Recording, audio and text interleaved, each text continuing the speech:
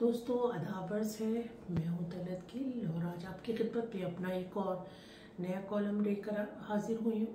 गुज़िश्ता मुसलसल 3 या 4 हफ्तों से मैं पाकिस्तान में होने वाले हालात और वाक़यात पे जो कॉलम लिख रही हूँ उसने दिल के अंदर एक अजीब बेचैनी और उदासी और किसी हद तक नाउमीदी भी मेरे अंदर जगा दी है। हालांकि मैं नाउमीद होने वाला मेरी शख्सियत के बिल्कुल अगेंस्ट है नाउमीदी होना, लेकिन है तो बड़े एक इंदेहनाक वाक़े पे मैंने अभी ये कॉलम लिखा है। लेकिन उसके नतीजे में जो सिविल सोसाइटी का और आम पब्लिक का रवैया सामने आया है उसने मुझे एक नई उम्मीद दी है।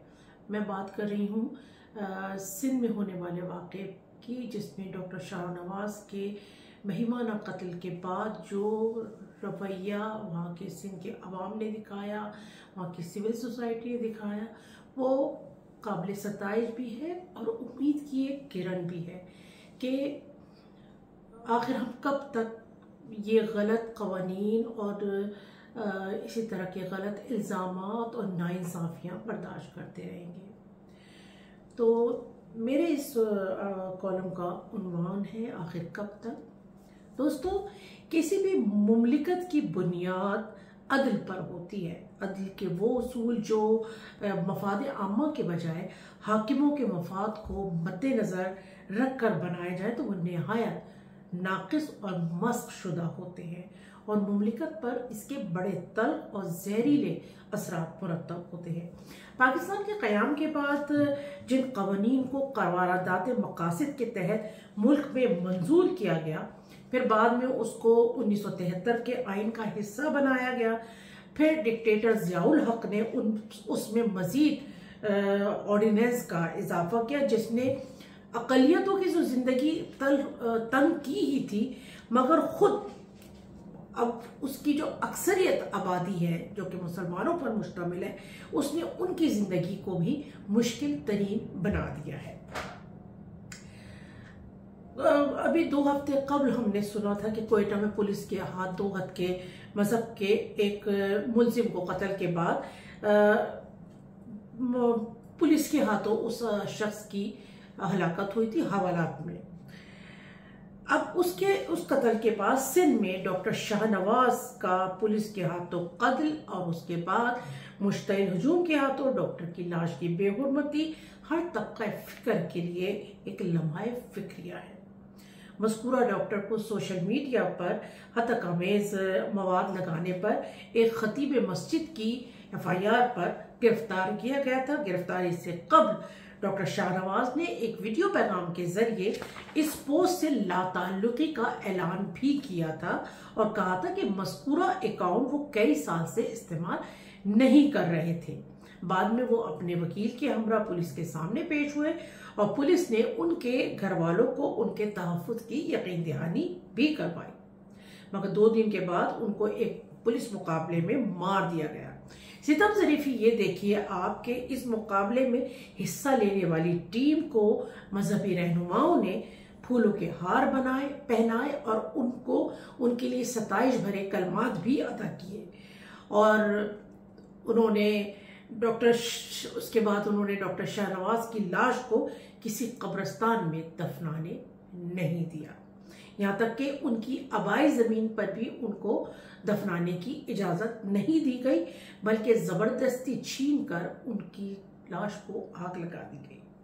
मगर शाबाश है उस नौजवान हिंदू ड्राइवर प्रेमू कोहली पर कि जिसने लाश को मज़ीद जलने से बचाया और वो उसको लेकर सहरा में भागा और उसने उसको सहरा में दफना दिया। इस मुश्तइल हजूम के आगे इस नौजवान की बहादुरी और दिलेरी पर इसको ज़रूर अवार्ड मिलना चाहिए।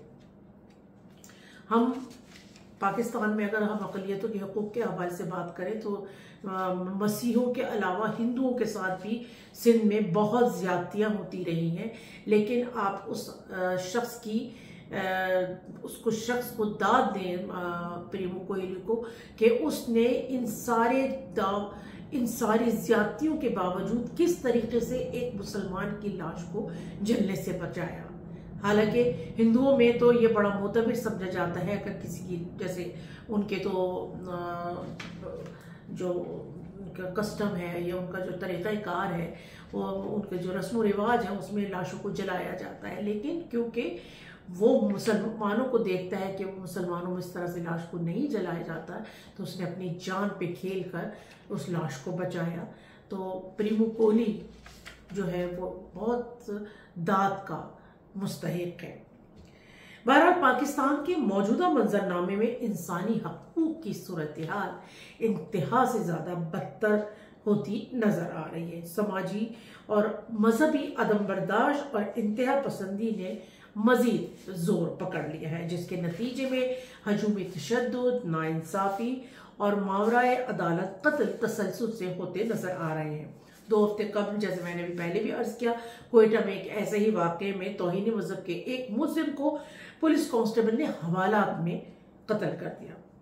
और पाकिस्तान की तारीख ऐसे वाक़यात से भरी पड़ी है। वो अफराद जो किसी भी तरह का मजहबी इख्तिलाफ रखते हैं, वो किसी भी मजहबी इंतहा पसंद ग्रोह का बाआसानी निशाना बन सकते हैं।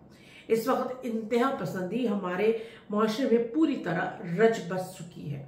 हमारे लोगों ने एक ख़ास सोच के साथ इन वाक़यात पर रद्द अमल देना शुरू कर दिया है।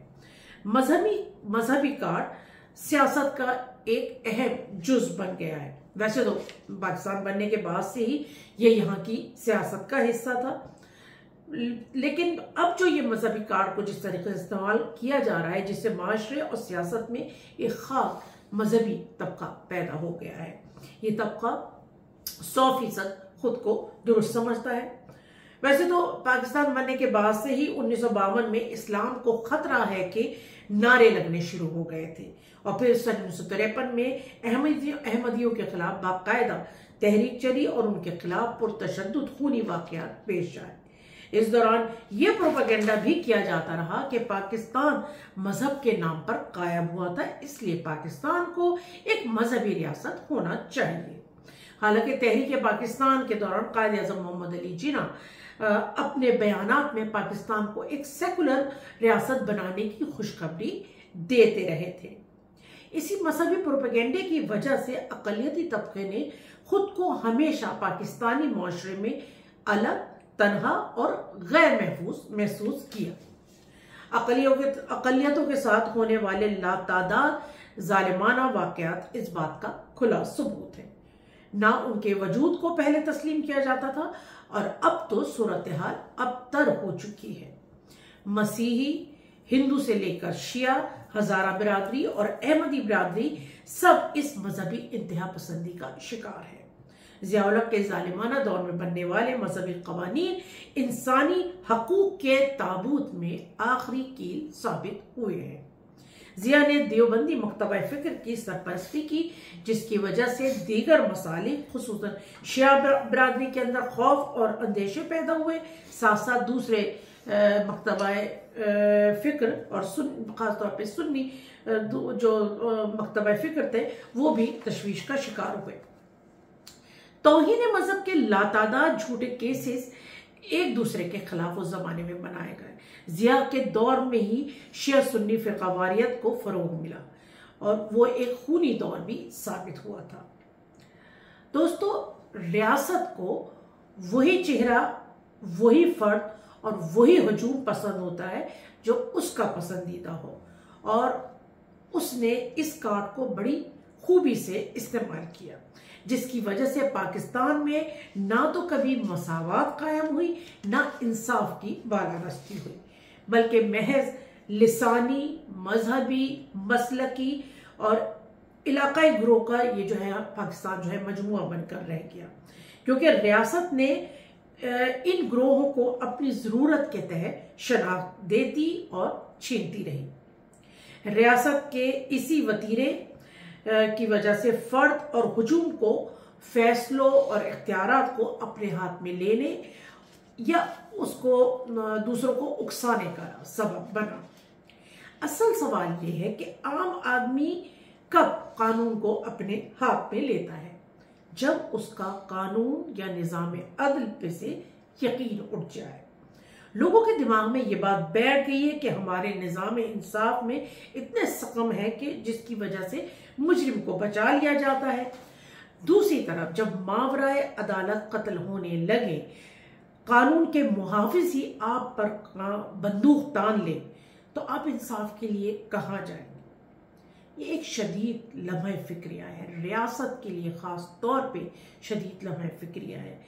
कहीं पे भी हमको रियासत में हुकूमती रिट नहीं नज़र आती। इस तर्ज अमल और रुझान से बचने के लिए हमें फौरी तौर पर इस्लाहात और मजहबी मशावरत की सख्त ज़रूरत है। नहीं तो मज़हब के नाम पर होने वाले मजालिम, बगैर किसी सबूत के बेगुनाहों के कत्ल, नाइंसाफ़ी के खिलाफ आवाज़ ना उठाना और उनको तहफ़्फ़ुज़ ना फराहम करने पर तारीख़ हमें बहुत ही शर्मनाक अल्फाज से याद करेगी। आइए हम उठें और अपनी आवाज़ बुलंद करें, इस नाइंसाफ़ी के खिलाफ रियासत को झंझोड़े, जिसकी वजह से इस वक्त पाकिस्तानी माशरा इंतहा पसंदी का, ख़ास तौर पे मजहबी इंतहा पसंदी का गढ़ बन चुका है। बहुत शुक्रिया।